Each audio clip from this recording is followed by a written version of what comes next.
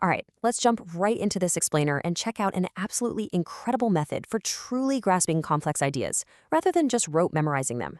Today, we're diving into how a really innovative teaching tool called hexagonal thinking can be used to unlock one of the most profound pieces of philosophy ever written, Plato's Allegory of the Cave. We aren't just going to define some dusty old terms today. We're actually going to see how ideas physically connect, how they collide, and how they force us to really think deeply. So, we kick things off with a provocation. What happens when your reality just completely shatters? What's so fascinating about opening with this question is how it activates our emotional knowledge way before we even touch the technical vocabulary. Before you ever hear a complex Greek philosophical term, you have to think about a moment in your own life, or maybe in a story you know, where someone discovered the truth about their reality, and that discovery actually destroyed something. It sets the stage perfectly for the heavy lifting we're about to do. All right, Section 1, Plato's Allegory of the Cave. To really get this, we've got to drop down into the darkness of one of the most famous philosophical models ever created. The Allegory of the Cave brilliantly maps out the journey from false certainty to painful truth and ultimately to the incredibly dangerous social burden of trying to enlighten others. It starts with a setup: prisoners who have been chained to a wall since birth, watching shadows dance in front of them, absolutely convinced those illusions are reality. Then the escape. A prisoner is freed, dragged up into the agonizingly bright sunlight, and slowly realizes the sun is the actual source of reality. But here's the thing: the climax isn't the sunlight, it's the return. Driven by a sense of duty, the philosopher goes back down into the dark cave to free the others. But of course, his eyes can't adjust to the dark anymore. The prisoners think he's lost his mind, they mock him, and in Plato's telling, they would literally kill him if they could. So the whole thing really boils down to this massive contrast between comfortable, unchallenged shadow knowledge and the true knowledge that's only available to those who endure the painful journey out of the cave. On one side, we have doxa. That's the Greek word for opinion or belief. This is the shadow world. It's whatever our senses or our culture just hand to us as truth without us ever questioning it. On the flip side, there's episteme, true knowledge. This is the sunlight. And getting there requires a radical, totally painful reorientation of your entire being. Moving right along to Section 2, the framework, hexagonal thinking. Look, when you're tackling a text this dense, just asking, what does it mean, really doesn't cut it. We need a framework that shifts our focus from simply defining things to finding the relationships between them. We're stepping away from traditional hierarchical thinking, where you just take linear, top-down bullet point notes, and we're moving into relational thinking. Think about it. A hexagon is nature's most efficient shape for covering a space without any gaps. Because each card has 6 sides, it can connect to up to 6 other concepts all at once. There's no top, there's no bottom. It forces you to constantly ask, how does this one idea connect to everything else in the system? So how does this actually work in practice? Well, it rolls out in 3 distinct phases. First is the load phase, where students independently figure out and define the individual cards. Second is connect, where small groups physically arrange these cards, synthesizing the ideas, and coming up with specific justifications for why 2 edges should touch. And finally, defend, where the whole class gets into a massive Socratic back and forth. The best part? You're grading the quality of the justification and the debate, not the final map itself. There is literally no single correct arrangement, and that is exactly what makes this tool so incredibly powerful.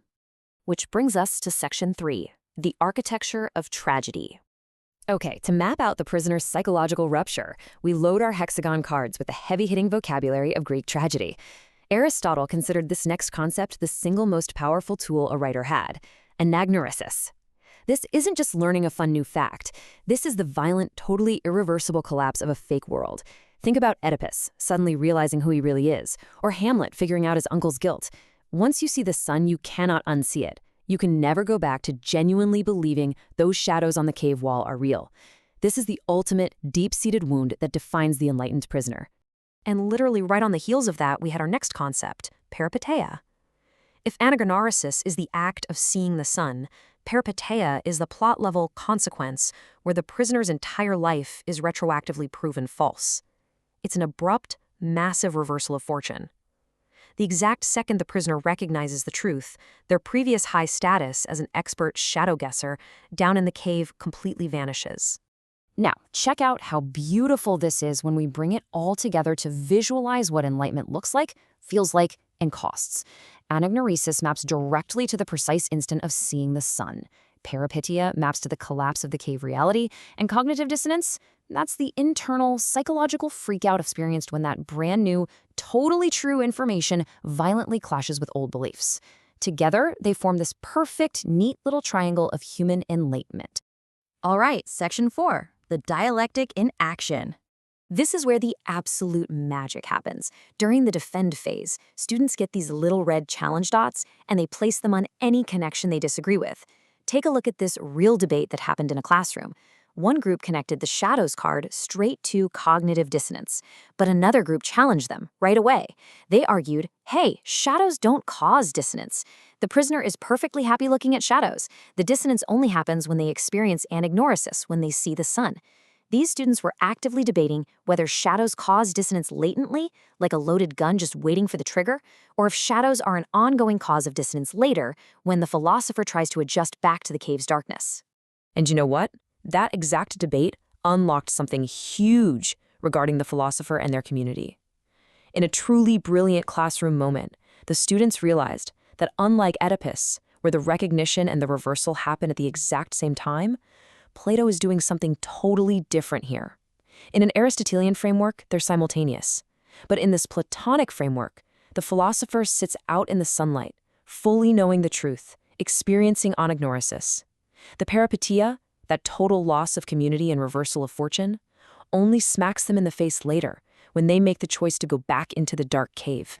Just listen to this incredible insight from one of the students right in the thick of the debate. The philosopher chooses to go back. That's not tragedy in Aristotle's sense. That's something else. That's ethical tragedy. This completely proves how sitting with unresolved tension and Socratic debate brings up these totally genuine, unprompted philosophical discoveries.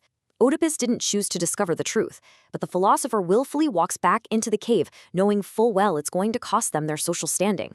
A student coined the phrase ethical tragedy completely on their own, and it's just brilliant. Finally, Section 5, the cost of enlightenment. Ultimately, what all this proves is that deep conceptual literacy requires discomfort. Education, at least the way Plato sees it, isn't just about stacking up random facts in your brain. It's a fundamental reorientation of who you are. True enlightenment demands that you willingly walk right back into the very conditions that will destroy you socially. The highest form of education isn't just filling up a mind, it's turning the whole person toward the light and then accepting the really heavy, really dangerous burden of sharing that light with a world that is deeply, madly in love with its shadows. Socrates, who actually narrates this entire allegory, lived and died by this exact principle. He famously said, "The unexamined life is not worth living," reminding us all that questioning our own shadows is our highest duty as humans. He was the guy desperately trying to pull his community out of the cave, and for his trouble, the state put him to death. But his legacy is a constant reminder that avoiding the pain of the sunlight is a complete betrayal of the human mind. So, I'm going to leave you with this to ponder. Think about our modern cave. With all our screens, our algorithms, our ideological shadows, what is the real, actual risk of speaking a newly discovered truth today? How often do we just fiercely cling to our own super comfortable illusions rather than face the blindingly bright light of reality? Thanks so much for joining me for this explainer, and until next time, keep questioning those shadows.